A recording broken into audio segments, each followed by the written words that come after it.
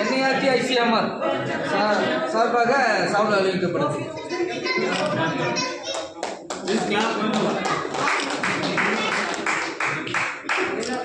South zone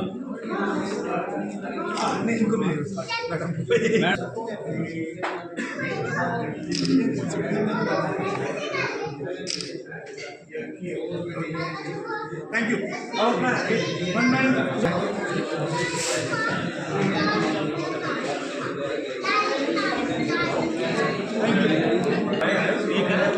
आपका काम हो गया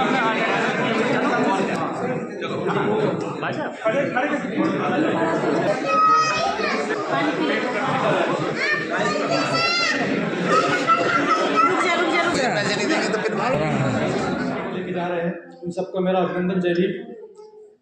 साथियों, बेसिकली मैं ऑर्डिनेंस फैक्ट्री इटारसी से बिलोंग करता हूं और ऑर्डिनेंस फैक्ट्री इटारसी में लगभग 17 वर्ष से अपने साथियों के साथ में इस मिशन से जुड़ करके काम को आगे बढ़ा रहा हूँ। ठगेला साहब से मेरा जो इंटरेक्शन हुआ था 2011-12 में, भागीरथ प्रसाद जी और महमूद दादा हमारे साथ आए हुए, उनके नेतृत्व में आए थे और तब से जब जुड़ा हूँ तो उसके बाद में हमने कभी इस कारवा को पीछे मुड़ के नहीं देखा। ठीक है, समस्याएं सभी जगह आती है, इंटरेक्शन होने के साथ साथ हमारे संस्थान में आपसी मतभेद भी होते हैं, परंतु उन सबके साथ में अब चूंकि सर ने जो बात बताई है उसका मैं थोड़ा सा ब्यौरा देना चाहूँगा।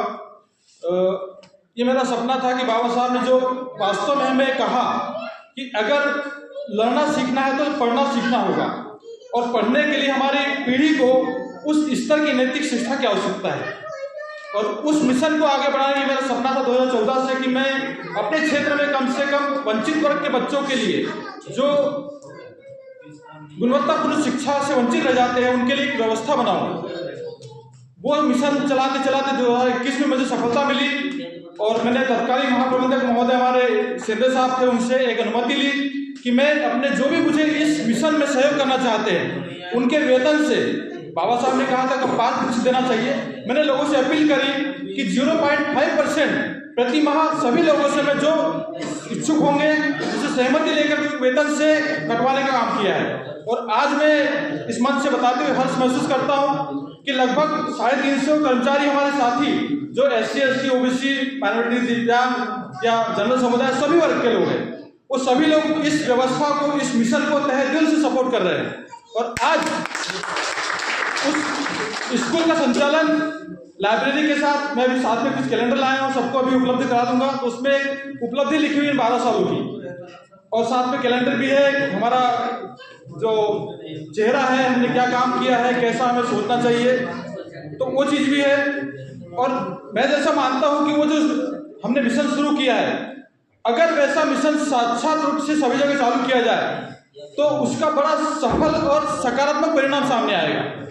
आज करीब करीब हमारे साथ में हमने 7 से 8 स्टाफ को वहाँ पे नौकरी में रखा हुआ है, उनको सैलरी उसी फंड से प्रोवाइड कराते हैं, उसी फंड से हम लोग अपना जो भी सामाजिक कार्यक्रम करते हैं, उसी फंड से जो भी हम सोचते हैं, क्योंकि आज जैसे सर ने कहा और आप सभी महसूस करते होंगे कि हमारा सबसे बड़ा कमजोरी क्या है, फंड। और अगर सभी संस्था अपनाए इसका निर्माण कर ले, क्योंकि बाबा साहब भी इसी चीज से जुड़े थे और आज हमारा संगठन भी इसी चीज से जुड़ा है। और मेरे ख्याल से आप सभी अपने अपनी निर्माणियों में, अभी अपनी संस्थाओं में, जहां भी आप काम कर रहे होंगे, कहीं ना कहीं हमें सबसे बड़ी समस्याएं आती हैं तो फंड की आती है। अगर उस पर थोड़ा काम किया जाए, लोगों से अपील की जाए और बिल्कुल पवित्र मन से एक अच्छा लोगों के सामने विजन रखा जाए तो अच्छे काम में सभी लोग सहयोग करते हैं, मुझे विश्वास है। और इन्हीं विश्वास के साथ में आज मेरी उम्मीद थी कि जैसा सर ने कहा था कि कुछ आदमी आ चाहिए, हमारी ट्रेन लेट हो गई, मैं फिर भी आज लेट आया हूँ, अभी आपके बीच में 1 घंटा पहले पहुंचा हूँ।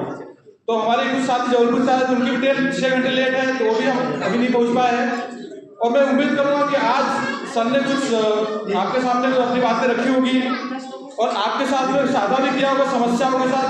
मेरा भी ऐसा मानना है, सर से मेरी बातचीत होती रहती थी कि यार दिल्ली में हमारा जो कार्यालय हो वो कहीं ना कहीं हम लोग उसको फंडिंग करें, कुछ सभी संस्था अपना अगर कुछ पैसा भी देती है तो कार्यालय को संचालित करने में बड़ा अच्छा योगदान हो सकता है। इसके पहले 2022-23 का कार्यक्रम तब भी मैंने कहा था, आज फिर से दोहरा रहा हूँ। और मुझे उम्मीद है कि शायद मेरी अपील यहाँ उपस्थित है वो भी जो नहीं आ पाए उन तक भी पहुंचे, और कार्यालय में हमें वास्तव में हमारी समस्याओं का समाधान चाहिए।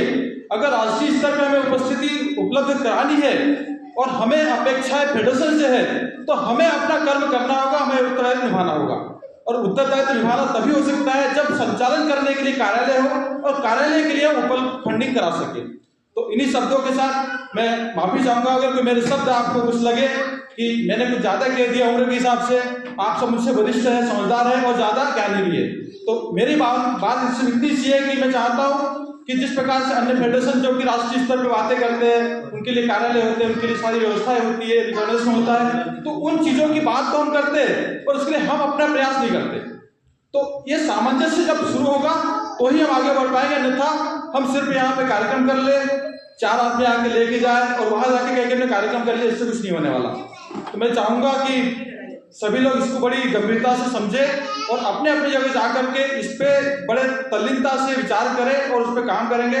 मैं इन्हीं आशा और भावनाओं के साथ सभी को पुनः सादर जय हिंद देता हूं और आशा करता हूं कि मेरा जो बातें होगी वो आप बड़ी गंभीरता से लेकर के हंस जाएंगे। धन्यवाद, जय हिंद।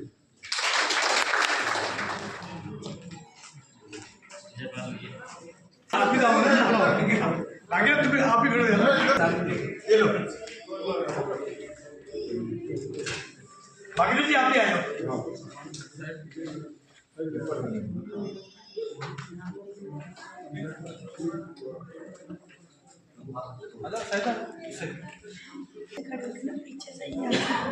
Very good.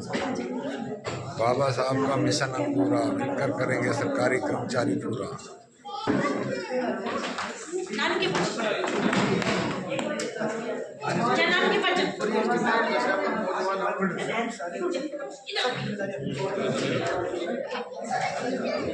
जी जी, आप लोगों को बोलना जय भीम, जय भीम। जब तक सूरज चांद रहेगा, जब तक सूरज चांद रहेगा, जब तक सूरज चांद रहेगा। बहुत बहुत धन्यवाद बाबा साहब डॉक्टर अम्बेडकर। जय भीम, जय भीम, जय जय जय भीम, जय भीम, जय भीम। क्या है, आपने बहुत अच्छी स्पीच दी थी, क्या है विशेष? चलिए अभी जो ये जो हमारा बहुजन कैलेंडर है जी, इस कैलेंडर का मुख्य उद्देश्य है कि हमारे पहले तो बहुजन महापुरुषों की मतलब कम से कम जयंतियाँ या उनका निर्माण दिवस वो सारा इसमें इकट्ठा किया हुआ है। ऑर्डिनेंस 50 की जो हमारी सरकारी छुट्टियाँ है वो है। साथ में इस कैलेंडर में प्रथम पेज पे बाबा साहब की पूरी फोटो, ताकि हर घर में फोटो ऐसे हो जाए। दूसरा इसके प्रथम पेज पे जो हमारी उपलब्धियाँ हैं, उपलब्धियाँ में आगामी जो कार्ययोजना है उससे शामिल की गई है। तो इसका उद्देश्य हमारा जो मेन है कि जो NGO बनाया हमने, उस NGO के माध्यम से शिक्षा के क्षेत्र में काम करना मुख्य उद्देश्य है। साथ में सामाजिक जागरूकता मिशन चलाना और बड़े स्तर पर राष्ट्रीय अपना नाम नंबर बताइए।